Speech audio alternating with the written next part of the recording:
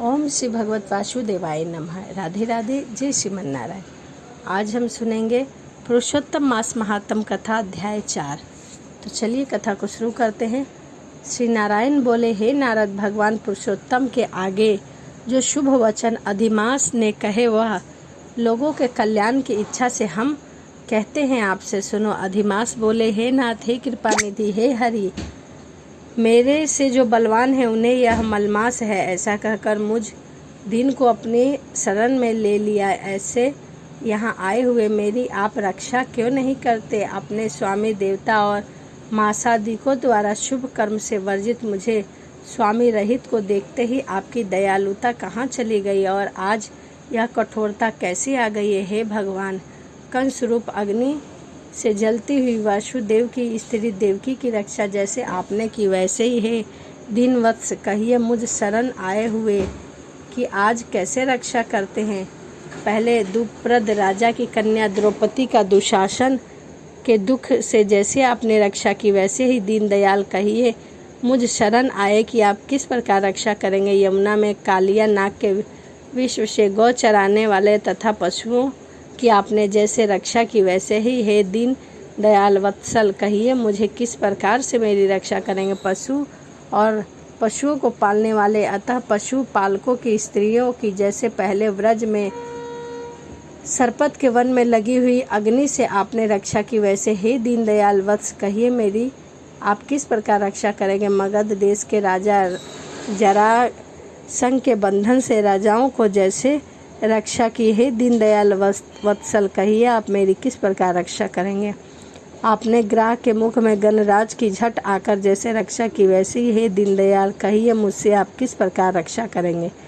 श्री नारायण बोले, इस प्रकार भगवान को कह स्वामी रहित मलमास आंसू बहाता मुख लिए जलपति के सामने चुपचाप खड़ा रहा। उसको रोते देखते ही भगवान शीघ्र ही द्रहान हो गए और उसके पास आकर खड़े होकर दीन मुख मलमास से बोले। श्री हरि बोले, हे वत्स, क्यों इस समय अत्यंत दुख में डूबे हुए हो? ऐसा कौन है जो भारी दुख तुम्हारे मन को पहुंचा रहा है? दुख में डूबते हुए तुमको हम बचाएंगे। तुम शोक मत करो, मेरी शरण में आओ, फिर शोक करने के योग्य नहीं रहते हैं। यहाँ आकर महादुखी नीच भी शोक नहीं करता, किस लिए तुम यहाँ आकर शोक में मन को दबाए हुए हो? जहाँ आने से न शोक होता है, न कभी बुढ़ौती आती है, न मृत्यु का भय रहता है, किंतु नित्य आनंद रहता है। इस प्रकार के बैकुंठ में आकर तुम कैसे दुखी हो? तुमको यहाँ पर दुख देखकर बैकुंठवासी बड़े विस्मय को प्राप्त हो रहे हैं। हे वत्स, तुम कहो, इस समय तुम मरने की क्यों इच्छा करते हो? श्री नारायण बोले, इस प्रकार भगवान के वाक्य सुनकर बोझे लिए हुए आदमी जैसे बोझ रख कर श्वास पर श्वास लेता है, इसी प्रकार स्वच्छ श्वास लेकर अधिमास मधुसूदन से बोले। अधिमास बोले, हे भगवान, आप सर्वव्यापी हैं, आपके अज्ञात कुछ भी नहीं है। आकाश की तरह आप विश्व में व्यापक होकर बैठे हैं। चर अचर के व्यापक विष्णु आप सबके साक्षी विश्व भर को देखते हैं। विषम विषय की सगनिंद भी विकार शून्य आपके शास्त्रीय मर्यादा के अनुसार सब भूत स्थिति है। हे जगन्नाथ, आप के बिना कुछ भी नहीं है। क्या आप मुझ अभागे के कष्ट को नहीं जानते?